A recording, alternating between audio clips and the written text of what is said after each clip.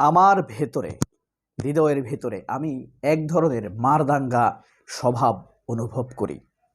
প্রতিটি মানুষেরই দুটি সত্তা থাকে, একটি শান্ত প্রশান্ত আর একটি অশান্ত। মানুষ যখন সব কিছু প্রাপ্তির সমন্বয় ঘটে তখন শান্ত হয়ে ওঠে, আর যখন সেই জিনিসটি না পেতে না পেতে শূন্যতা তৈরি হয়, সেই শূন্যতা থেকে বিদ্রোহ তৈরি হয়, আর সেই বিদ্রোহের প্রকাশ ঘটে প্রথমে মিছিলে, তারপরে আক্রমণে, বিপ্লবে। বাংলাদেশে এমন এক বিপ্লব হয়েছে যে এর চাইতে বড় ঘটনা আর বাংলাদেশে ঘটেনি, পৃথিবীতেও বিরল। আমি যখন কোনো মিছিলের শব্দ শুনি আমার ভেতরে আমি ছটফট অস্থিরতা অনুভব করি, মনে হয় বেরিয়ে যাই, সেখানে এখনই যোগ দেই। এমন খুব কমই হয়েছে যে আমার পছন্দের মিছিলে আমি যাইনি। সব মিছিলে আমার অংশগ্রহণ ছিল ক্ষুদ্র অংশ হিসেবে। এই মিছিলের জোয়ারে ভেসে গিয়েছে বাংলাদেশের সবচাইতে বড় চোর, বাংলাদেশের সবচাইতে হিংস্র, সবচাইতে ভয়ঙ্কর, পৃথিবীর সবচাইতে বড় দুর্নীতিবাজ লোকটিকে আমরা দেশ থেকে বিতাড়িত করেছি। অথচ তারা ছিল মানুষের উপরে কিছুদিন আগেই কত ভয়াবহ ভয়ানক, যা পৃথিবী নড়ে উঠেছিল। আপনি জানেন শেখ হাসিনা যে পরিমাণ টাকা আত্মসাৎ এবং লুটপাট করেছে, পৃথিবীর অঙ্কের হিসাবে এটি পৃথিবীর এক নম্বর। টাকার অঙ্কের হিসাবে পৃথিবীর সবচাইতে বড় চুরিটি করেছে শেখ হাসিনা, নিউ ইয়র্ক টাইমসের তথ্য মতে, 2024 সালের নভেম্বরের তথ্য মতে।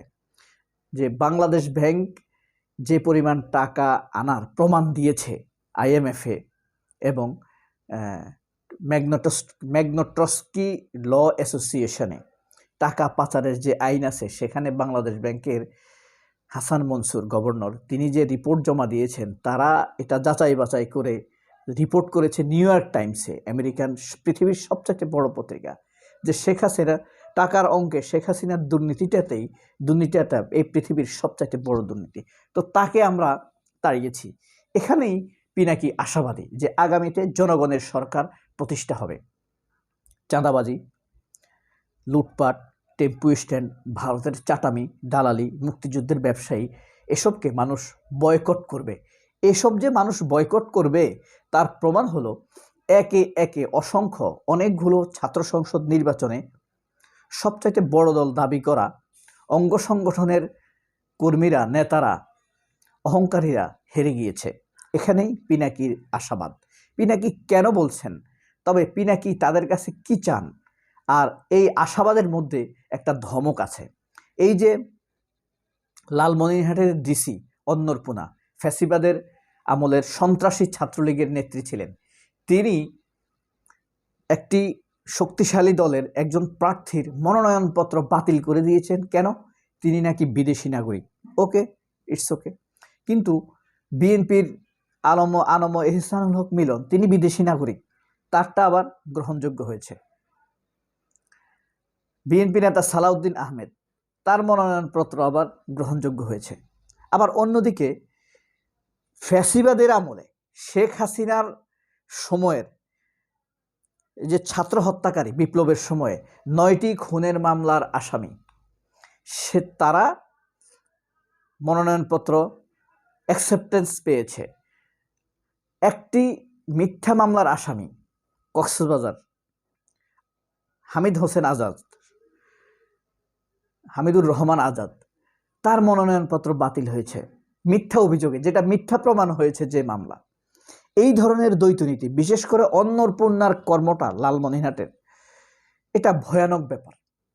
যে নাকি দুর্নীতিমুক্ত, সন্ত্রাসমুক্ত, স্বচ্ছ তরুণ এবারের এমপি প্রার্থী হয়েছে, তার মনোনয়নপত্র বাতিল করে দিয়েছে। আর একটি মারাত্মক বিষয় হলো, কক্সবাজারে যার মনোনয়নপত্র বাতিল হয়েছে, মনোনয়নপত্র বাতিল হওয়ার পর তার সাঙ্গপাঙ্গরা আবার হাততালি দিয়েছে। যাই হোক, আমরা পিনাকি ভট্টাচার্যের একটি ছোট্ট টপিক শুনি, দেখবেন আপনি পিনাকি ভট্টাচার্য কেন আশাবাদী, জামায়াত কেন সরকার গঠন করবে বলে তিনি মনে করেন, জামায়াত সরকার গঠন করার ব্যাপারে তিনি এত আশাবাদী কেন। এই যে পিনাকি ভট্টাচার্য, তিনি আশাবাদ ব্যক্ত করেছেন, তার কথাটি শুনুন। ফেব্রুয়ারিতে আমাদের ফ্রেন্ডলি সরকারি ক্ষমতা আসতেছে ইনশাল্লাহ। চান্দাবাজ, ধান্দাবাজ, লুটেরা, ইন্ডিয়ার নব্য লেসপেন্সারেরা ক্ষমতায় আসবে না। আমি যে এপিসোডের পরে ইনকিলাব বলি, এটা কিন্তু শুধু স্লোগান না। ইনকিলাব মানে বদল, ইনকিলাব মানে বিপ্লব, ইনকিলাব মানে ভেঙ্গা চুইরা নতুন ভাবে গড়ে তোলা, ইনকিলাব মানে দেশ এবং জাতির জন্য অপরিহার্য হইয়া ওঠা। ইনকিলাব জিন্দাবাদ। সাদাবাজ ধড়িবাজ নাকে খত দেওয়া লোকেরা ক্ষমতা আসার সম্ভাবনা কমে গিয়েছে। এখন আমরা হয়তো সাদা চোখে দেখি এই যে এত এত খনি আমলের ডিসি, এসপি, পুলিশ, তারা কি ভালো কোনো সরকারকে ক্ষমতায় আসতে দিবে? জনগণের বন্ধুসুলভ কোনো সরকার কি ক্ষমতায় আসতে দিবে? তারা তো বাধা হয়ে দাঁড়াবে না। এটা ভাবার কোনো কারণ নেই, কারণ তার চেয়ে ভয়ঙ্কর ছিল আসাদুজ্জামান কামালেরা, এর চাইতে ভয়ানক ছিল আব্দুল্লাহ আল মামুনেরা, আইজির কথা বলছি। আরও ভয়াবহ ছিল ধরেন হুমায়ুন কবির, সাইফুল ইসলাম, ডিজিএফআইয়ের টপ ম্যানেরা, যারা খুনের নেতৃত্ব দিত, সন্ত্রাসের নেতৃত্ব দিত, খুনি শেখ হাসিনাকে টিকিয়ে রাখার ব্যাপারে নানান তৎপরতা চালাতো। জিয়াউল আহসান এখন জেলে কয়েক হাজার গুমের অভিযোগ নিয়ে। 15 জন সেনা কর্মকর্তা আদালতের নির্দেশে আদালতে হাজিরা দিচ্ছেন। এগুলো সবই ভয়ঙ্কর ইঙ্গিত। আর বিপ্লব তো শেষ হয়ে যায়নি। সত্য প্রতিষ্ঠা করার লড়াই একটি চলমান প্রক্রিয়া, সেই লড়াই কিন্তু অনবরত চলছে। এই লড়াই কোন দিক থেকে কোন দিকে যায় তা কিন্তু বোঝা যায় না। কোন সময় কোন মাত্রায় কাকে অ্যাটাক করে তা বোঝা যায় না। কোন সময়ে এই লড়াই কোন রং ধারণ করে তা বোঝা বড় মুশকিল। এখানেই থ্রেট লুকিয়ে আছে অন্নপূর্ণাদের জন্য, আব্দুল্লাহ আল মামুনদের জন্য এবং ভারতের দালালদের জন্য, মানুষের জীবনকে অতিষ্ঠ করে দেওয়া ভয়ঙ্কর দুর্নীতির ধারকদের জন্য। জিনিসপত্রের দাম বাড়িয়ে যেসব ব্যবসায়ীরা মানুষের জীবনের নাভিশ্বাস তোলে, সেসব ব্যবসায়ীদের জন্য থ্রেট রয়েছে এই বিপ্লবের রং বেরং তৎপর্যতা, গতি প্রকৃতি মোড় ঘোরার মধ্যে। বিপ্লব স্তিমিত থাকে, কখনো ঠান্ডা থাকে, আবার এটা জেগে ওঠে। বিপ্লব যেহেতু একবার শুরু হয়েছে এ দেশের মাটিতে, এই বিপ্লব আর থামবে না। নানান সময়ে নানান বাক বদল করবে, নানান সময়ে নানান রং আসবে, নানান তাপমাত্রা আসবে এখানে। সেই তাপমাত্রার আগুনে জ্বলে পুড়ে ছারখার হয়ে যাবে দুর্নীতিবাজ, চাঁদাবাজ এবং বিপ্লব বিরোধী এবং কি ভারতের দালালেরা। এই স্বাধীন সার্বভৌম ভূখণ্ডের বিরুদ্ধে যারা ষড়যন্ত্র করছে তাদের নাভিশ্বাস করে ছেড়ে দেব আমরা, এক বিন্দু ছাড় হবে না। বিপ্লবীদের জীবনের মূল্য থাকবে না তা হতে পারে না। এই যে 2000, এখনও তো অজানা শহীদের লাশের তালিকা বাড়ছে, শহীদদের নামের লিস্টটি বড় হচ্ছে।